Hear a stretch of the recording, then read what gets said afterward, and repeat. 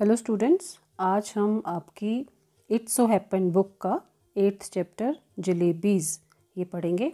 आपने भी जलेबियाँ खाए होंगे। तो इसमें एक बच्चा है, ऑनेस्ट बॉय, और वो अपने बचपन की एक कहानी आपको सुना रहे हैं। अब वो बड़े हो चुके हैं, तो वो तब की कहानी है जब वो 5th स्टैंडर्ड में थे। तो कैसे उन्होंने जलेबीज़ खाई और किन पैसों से खाई, ये हम इस पाठ में आज आपके साथ डिस्कस करेंगे। तो आप भी अपनी बुक्स खोलिए और मेरे साथ साथ आप भी प्रोनाउंस करें और हिंदी एक्सप्लेनेशन जो मैं आपको बताऊंगी उसे समझें। तो आइए शुरू करते हैं। Jalebis. An honest boy is on his way to school carrying money in his pocket to pay the school fees. एक ईमानदार लड़का स्कूल जा रहा है रास्ते से और उसकी पॉकेट में स्कूल की फ़ी पे करने के लिए पैसे हैं। The site of crisp syrupy jalebies in the market excites him and the coins in his pocket begin to jingle। तो रास्ते में एक दुकान पर क्रिस्पी मतलब खस्ता, बहुत कुरकुरी, सिरपी जिसमें बहुत रस भरा हो, रस भरी जलेबियाँ मार्केट में उसे एक्साइट्स करती हैं, मतलब उसे आकर्षित करती हैं। और जो कॉइन है उसकी पॉकेट में वो बजना शुरू हो जाते हैं, खन खन करना शुरू हो जाते हैं, मानो वो उससे कुछ कह रहे हों। After a long debate with himself, he yields to the sweet temptation। और अपने साथ एक लंबी बहसबाजी करने के बाद वो अपनी इस जलेबी खाने की जो इच्छा है, टेम्पटेशन है, उसे वो रोक नहीं पाता। और पढ़ते हैं आगे क्या होता है। It happened many years ago. ये बहुत कई पुराने साल पहले की घटना है। I was in the 5th standard at the government school Campbellpur now called Attock. मैं कंबलपुर में, एक गवर्नमेंट स्कूल में 5वीं कक्षा में पढ़ता था और कंबलपुर को अब अटक के नाम से जाना जाता है।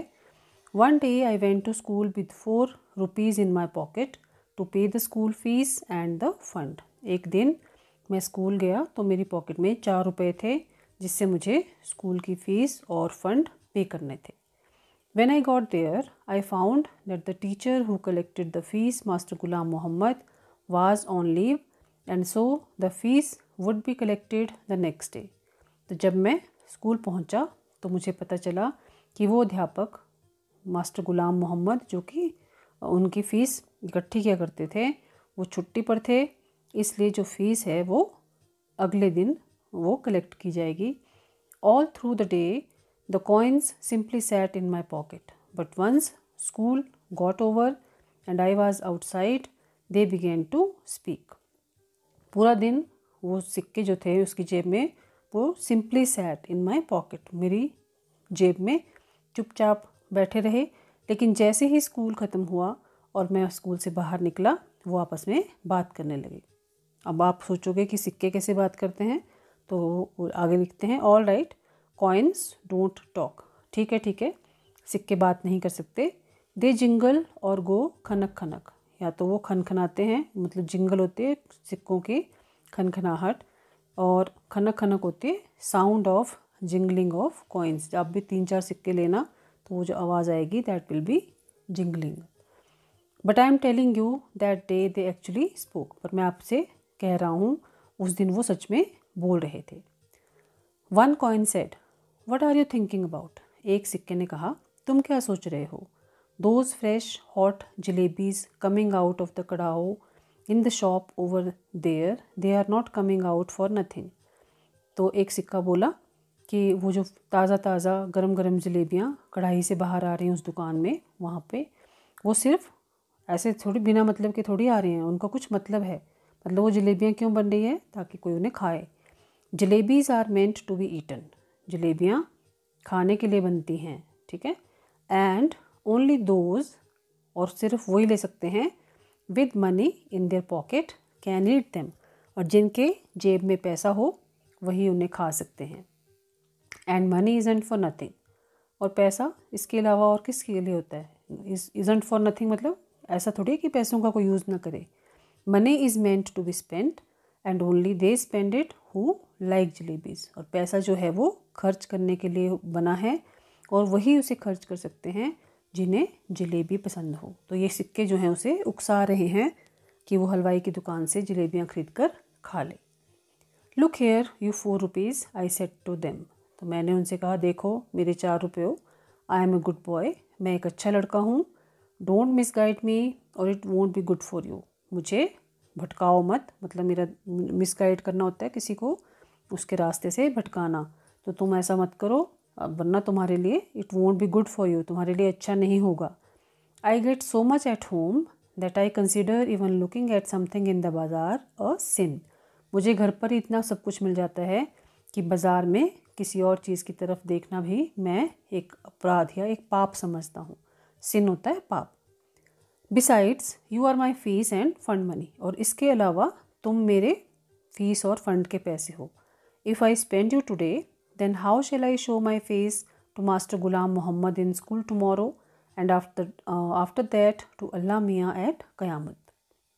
अगर मैं तुम्हें आज खर्च कर देता हूँ तो फिर कल मैं मास्टर गुलाम मोहम्मद को अब स्कूल में उनको कैसे फेस करूँगा, उनका सामना कैसे करूँगा, और फिर उसके बाद अल्लाह मियाँ को यानी भगवान को मैं क़यामत के वक्त मुँह कैसे दिखाऊँगा। क़यामत होता है जब दुनिया सब ख़त्म हो जाती है। You probably don't know it but when master Ghulam Mohammad gets angry and makes you stand on the bench he simply forgets to let you sit till the last bell rings. तुम्हें शायद ये पता नहीं है, परंतु जब मास्टर गुलाम मोहम्मद गुस्सा करते हैं और आपको बेंच पर खड़ा कर देते हैं तो वो बिल्कुल भूल जाते हैं कि आपको बैठने के लिए बोलना है, और लास्ट बेल तक वो खड़ा ही रखते हैं। मतलब वो बहुत ही गुस्से वाले मास्टर जी हैं। So it's best you stop chewing at my years like this and let me go home straight. तो ये तुम्हारे लिए अच्छा होगा कि तुम ऐसे मेरे कान खाना बंद करो और मुझे सीधा घर जाने दो। The coins disliked what I had said so much that all of them began to speak at the same time. तो उन सिक्कों को जो मैंने कहा था वो इतना बुरा लगा वो कि वो सब एकदम से एक साथ ही सब बोलने लगे एक ही टाइम पर।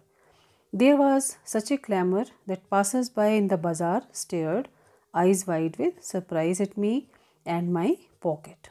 तो इतना ज़्यादा उन्होंने मतलब इतना शोर होने लग गया, इतने उन्होंने न्यूसेंस क्रिएट कर दी कि जो पास से गुजरने वाले लोग थे स्टेयर्ड, वो मुझे घूर कर देख रहे थे, आंखें बड़ी बड़ी चौड़ी चौड़ी सरप्राइज से, हैरानी से कि ये क्या हो रहा है इसकी जेब से, कैसी आवाज़ें आ रही हैं। At me and my pocket, मतलब मुझे और मेरी पॉकेट को वो ऐसे देख रहे थे जैसे पता नहीं क्या हो गया है। और the coins of those days the rest things made so much more noise too. और उन दिनों के जो सिक्के थे, रेस्ट थिंग मतलब दुष्ट जैसी चीज़ें, जो वो शोर भी बहुत करती थी। तो in a panic I grabbed all 4 of them and held them tight in my fist and they were silent. तो जल्दी जल्दी से, इन ए पैनिक मतलब घबरा कर, मैंने ग्रैब्ड उन चारों को टाइटली अपनी मुट्ठी में बंद कर लिया सिक्कों को, और फिर वो सब चुप हो गए। After taking a few steps I लूजन my grip. तो कुछ कदम चलने के बाद मैंने अपनी ग्रिप जो पकड़ थी उसे थोड़ा ढीला किया। Immediately the oldest coin said. उसी समय जो सबसे पुराना सिक्का था वो बोला, here we are trying to tell you something for your own good and you try to strangle us instead. यहाँ हम तुम्हें तुम्हारे भले के लिए कुछ कह रहे हैं और तुम हमारा ही गला घोंट रहे हो उसके बदले में।